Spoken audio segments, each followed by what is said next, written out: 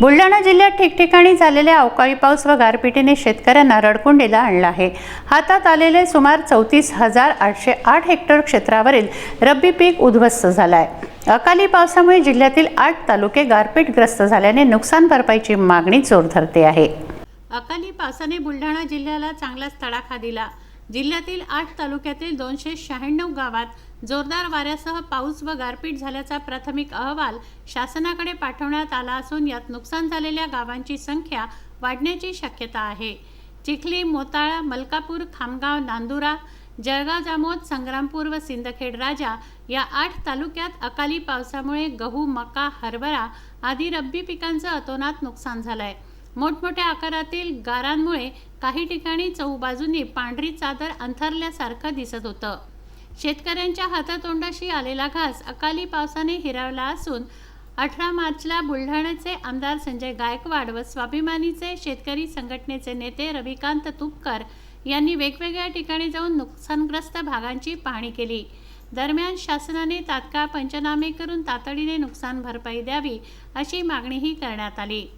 कालच्या वादळी वाऱ्यासह पाऊस झाला, गारपीट झाली आणि त्याच्यामुळे बुलढाणा जिल्ह्यातल्या जवळपास 8 तालुक्यामध्ये मोठ्या प्रमाणावर गव्हाचं आणि मक्याचं नुकसान झालेलं आहे। आज सकाळी मी स्वतः मोताळा तालुक्यातल्या 10 ते 11 गावांमध्ये शेतकऱ्याच्या बांधावर जाऊन पाहणी केली। अक्षरशः शेतकरी रडत होते।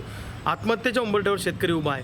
सोयाबीन आणि कापसाचा खरीप हंगामसुद्धा शेतकऱ्याच्या हातातून अतिवृष्टीमुळे गेला आणि रब्बी आता चांगला होईल अशी अपेक्षा शेतकऱ्यांना होती, परंतु रब्बीवर सुद्धा निसर्गाने संकट आणलं या वादळी वाऱ्याने आणि ते सुद्धा पीक उद्ध्वस्त झालं।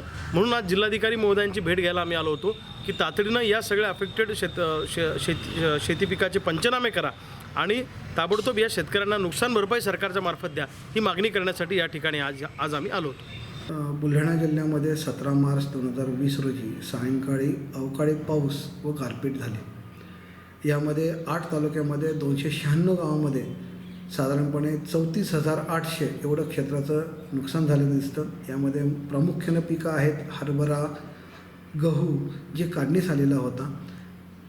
जिल्ह्यामध्ये सर्वसाधारणपणे 3,10,000 क्षेत्र असून त्यापैकी एवढं क्षेत्र याच्यामध्ये नुकसानीमध्ये झालेलं आहे। सध्या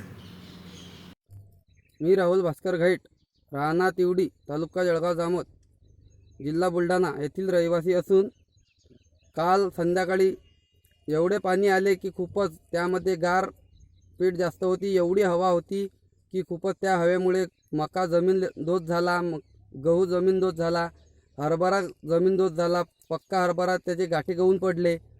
त्यामुळे एवढी नुकसान झाली की खूपच ते नुकसान शेतकऱ्यांना पाहावल्या जात नाही। प्रशांत खंडारे, विदर्भ न्यूज, बुलढाणा।